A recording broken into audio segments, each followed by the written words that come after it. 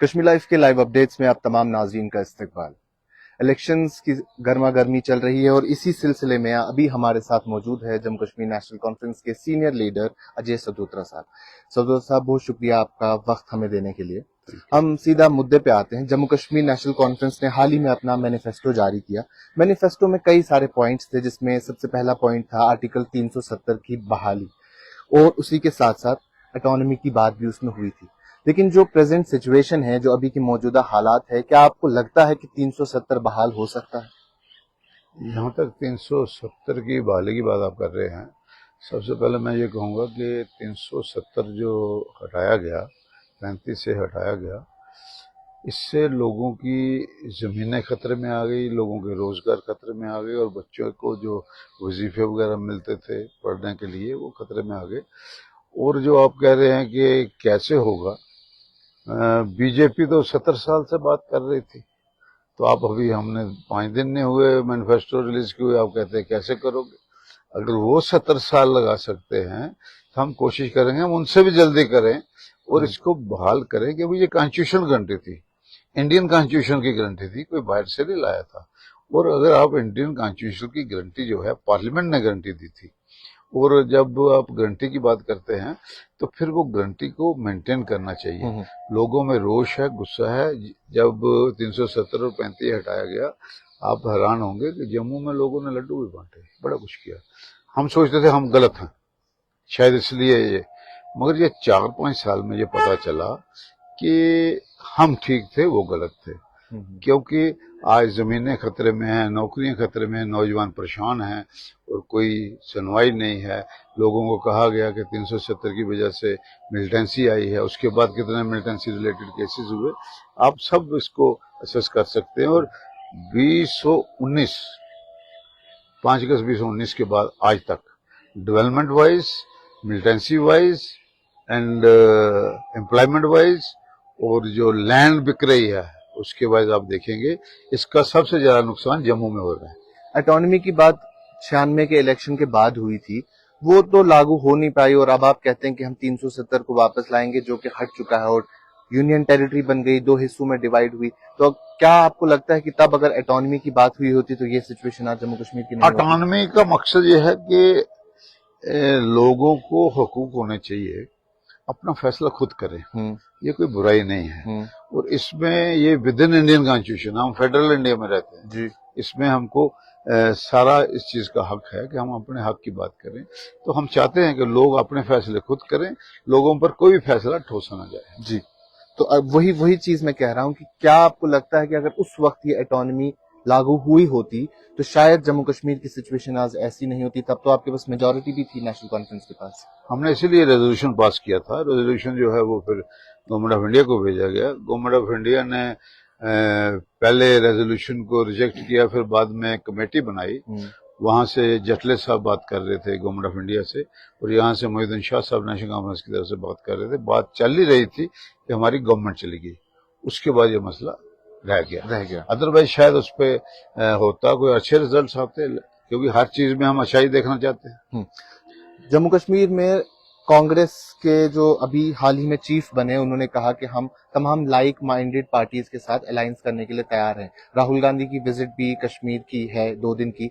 तो क्या आपको लगता है कि फ्यूचर में जम्मू कश्मीर नेशनल कॉन्फ्रेंस और कांग्रेस की सरकार बन सकती है? क्योंकि हमने देखा कि जो पार्लियामेंट्री इंतखाबात हुए उसमें भी अलायंस में आपने लड़ा, 3 सीट यहाँ की नेशनल कॉन्फ्रेंस को मिली और 2 जम्मू में कांग्रेस को मिली। तो क्या लगता है, पॉसिबिलिटी है अलायंस की फ्यूचर में? हाँ, अलायंस की मीटिंग्स हो रही हैं, 2 मीटिंग हो चुकी हैं और भी शायद आज भी मीटिंग होगी, तो उस पर बातचीत हो रही है और डिस्कशन हो रही है। मुझे उम्मीद है कि अलायंस हो जाएगा।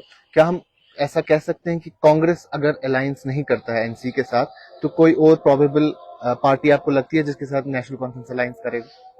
ये सारा फैसला ओवरऑल हाईकमांड ने करना है। अच्छा, इस वक्त हाईकमांड ने फैसला किया है कि कांग्रेस से बात की जाए रिगार्डिंग अलायंस।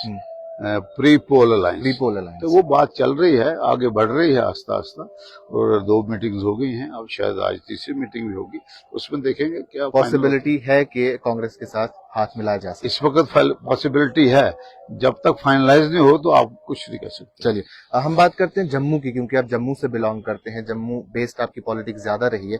ग्राउंड पे जम्मू कश्मीर नेशनल कॉन्फ्रेंस जम्मू में कैसी है, सिचुएशन कैसी है नेशनल कॉन्फ्रेंस? नेशनल कांग्रेस एक सेकुलर पार्टी है, और आप देखेंगे कि जम्मू डिस्ट्रिक्ट से last time other than BJP किसी ने सीटें नहीं ली, 2 हमने ली।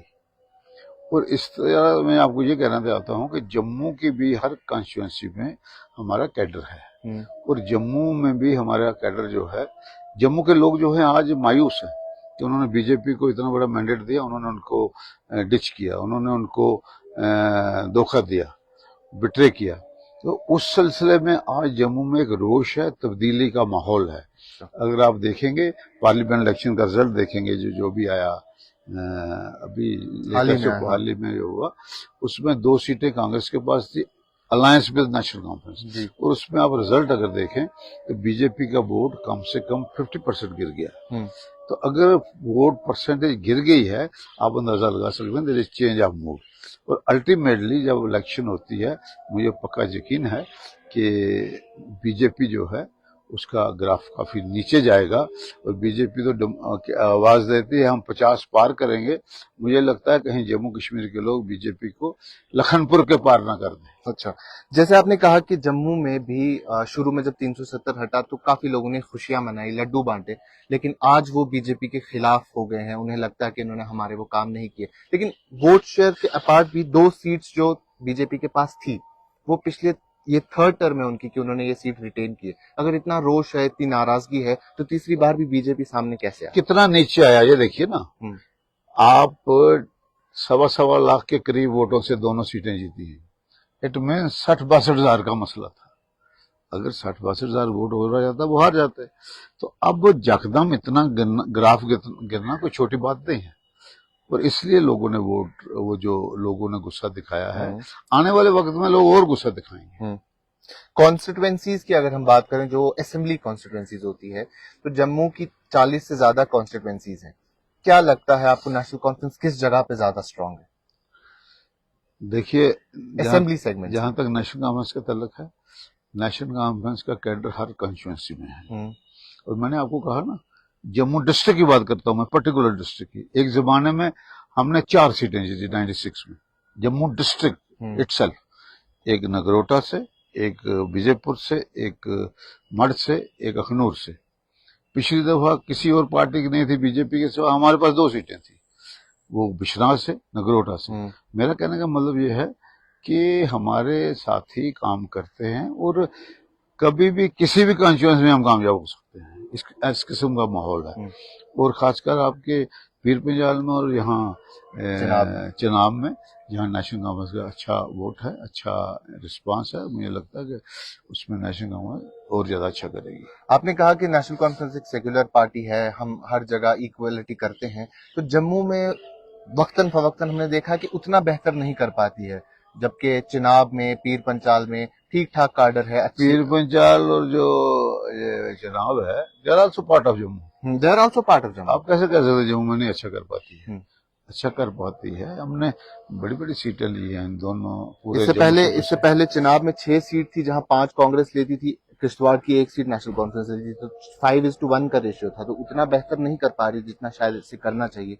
अगर हम ये देखें कि पार्टी कितनी पुरानी, कभी वक्त के साथ तब्दीली आती है, मगर फिर भी मैंने ऐसा भी देखा कि लोग उस किस्म का वोट दे के थोड़ा पछताते हैं कि हम जिनको हम देते थे वो तो फिर भी हमें सुनवाई करते हैं, यहाँ तो सुनवाई कोई नहीं। आज बीजेपी के लिए कहा जाता है कि इन्होंने झूठ बोला। मसलन 2 करोड़ नौकरियों की बात की, आज 10 साल हो गए, 20 करोड़ नौकरियां होनी थी, कितने लोगों को नौकरी मिलती? 15 लाख की बात की, लोगों को उन्होंने वो भी बहलाया, लोग उस पर भी आए। इन्होंने कहा किसानों को कहा आपको डबल वो करेंगे, इनकम करेंगे, वो कहाँ हुई? आपको कहा कि हम डिजिटल इंडिया बना देंगे, यहाँ टेलीफोन चार्ज करने के लिए बिजली नहीं है, वो कहाँ गए? आज बिजली का क्राइसिस है, पानी का क्राइसिस है, लोगों को गलियां नालियों का क्राइसिस है, सड़कों का क्राइसिस है। आप देखेंगे बाहर अगर जाएंगे आपको पता चलेगा राशन का क्राइसिस है। मतलब यहाँ क्राइसिस ही क्राइसिस है। वो दावे करते हैं हम सब कुछ कर रहे हैं। मिलिटेंसी जम्मू में बढ़ रही है, लोग परेशान है इस बात से, इनसिक्योर महसूस कर रहे हैं। तो ये अब जो कुछ हो रहा है अल्टीमेटली लोग अपना रोष जो है अपना बटन दबा के करेंगे। सदोता साहब, जिस तरीके से हम देखते हैं कि अब ये यूटी बन चुकी है, अब शायद वो ताकतें जो एक एमएलए के पास पहले होती थी, एक मिनिस्टर के पास होती थी, वो तो रहेंगी नहीं। और हाल ही में जो रीऑर्गेनाइजेशन एक्ट 2019 है उसमें और कुछ अमेंडमेंट्स हुई बिजनेस रूल्स में, जिसमें एलजी को और ज्यादा पावर्स दिए गए। तो महज एक उमर साहब ने भी ट्वीट किया था कि रबर स्टैंप बन के रह गए हैं। तो इस चीज को किस तरीके से देखते हैं आप? फिर एमएलए का रोल बहुत लिमिटेड रहता है, तो इस माहौल में कैसे काम करेंगे? पहले उस ब्रिज तक पहुंचे, फिर वो ब्रिज क्रॉस करेंगे। और एक बात की हमको शर्म आती है, दुख होता है जब हम ये कहते हैं हम यूटी में रहते हैं। हम सारी उम्र स्टेट में रहे। आज कोई पूछता कहाँ रहते हो, यूटी कहते हैं, हमको थोड़ी शर्मिंदगी होती है। और ये महाराजा की स्टेट थी, बहुत बड़ी स्टेट थी, ऐतिहासिक स्टेट थी। और ये कहते थे देश का ताज है। देश के ताज के दो टोटे हो गए। और आप अंदाजा लगाइए कि हमको कहा गया था कि आपको हम स्टेट देंगे, उसमें पार्लियामेंट में कहा गया था at the time of evolution of 370, ये कहा गया था कि आपको वो देंगे, क्या कहते हैं ये अपने इलेक्शन करेंगे। कितने देश की हमारे जम्मू कश्मीर की खासकर बदकिस्मती है कि हमको लेने के लिए, इलेक्शन में जाने के लिए हमको जाना पड़ा सुप्रीम कोर्ट में। हमारी कितनी बदकिस्मती है, ये हमारा कॉन्स्टिट्यूशनल राइट था, इसमें हमको वहां जाना पड़ा। ये सुप्रीम कोर्ट की वजह से इलेक्शन हो रही है, बीजेपी की वजह से नहीं। बीजेपी ने वायदा किया था आपको हम वो देंगे, अपना स्टेट देंगे, अभी तक स्टेट ने दी। ये appropriate time, at the earliest, ऐसे ऐसे वर्ड यूज करते हैं कि कोई स्पेसिफिक नहीं बताते। अगर सुप्रीम कोर्ट बीच में नहीं आता शायद आज इलेक्शन नहीं होती। तो इस इलेक्शन में आखिर में इतना पूछना चाहूंगा, जम्मू कश्मीर नेशनल कॉन्फ्रेंस खुद को कितना स्ट्रांग महसूस करती है? हम अपने आप को बड़ा स्ट्रांग महसूस करते हैं और हमें उम्मीद है कि लोग हमें चाहेंगे, लोग हमें वोट देंगे। बाकी हम लोगों पे छोड़ते हैं, क्योंकि हम डेमोक्रेसी में यकीन करते हैं। हमारी पार्टी डेमोक्रेटिक पार्टी है और हमने जम्मू कश्मीर के लोगों को वोट का हक दिलवाया है। और हमें भरोसा है कि जम्मू कश्मीर के लोग इस मुसीबत से निकलने के लिए, इस मुश्किल से निकलने के लिए, अपने आप को अच्छे माहौल में लाने के लिए, वो इन्होंने तो नारा दिया अच्छे दिन, वो तो नारा ही बदनाम हो गया। अब हम अच्छे दिन कहने से भी हमें डर लगता है, लोग कहेंगे ये भी वही नारा दे दे। मगर मैं लोगों से विश्वास से कहना चाहता हूं कि नेशनल गवर्नमेंट जो है वो लोगों को एक अच्छे माहौल की तरफ ले जाएगी, बेहतरीन उनका रहन सहन होगा, अमन शांति आएगी, नौजवानों को रोजगार मिलेगा, महंगाई दूर करने की कोशिश की जाएगी और जो लोगों की सेहत के मसले हैं उसको देखा जाएगा और पढ़ाई, लोगों की बच्चों की पढ़ाई की तरफ सोचा जाएगा और अच्छा जम्मू कश्मीर बनाया जाएगा। छड़ा बातों से नया कश्मीर नहीं। आप पार्लियामेंट में नया कश्मीर कहो तो प्रैक्टिकली पिछला कश्मीर भी उड़ गया है। इसलिए आप असली नया कश्मीर ये नेशनल गवर्नमेंट बना सकती है। फारूक अब्दुल्ला बना सकते हैं, उमर अब्दुल्ला बना सकते हैं। बहुत शुक्रिया सदोता साहब हमसे बात करने। Thank you very much. अभी के लाइव शुमारे में इतना ही। कैमरा पर्सन शोएबानी के साथ शादाब गिलानी, कश्मीर लाइव, श्रीनगर।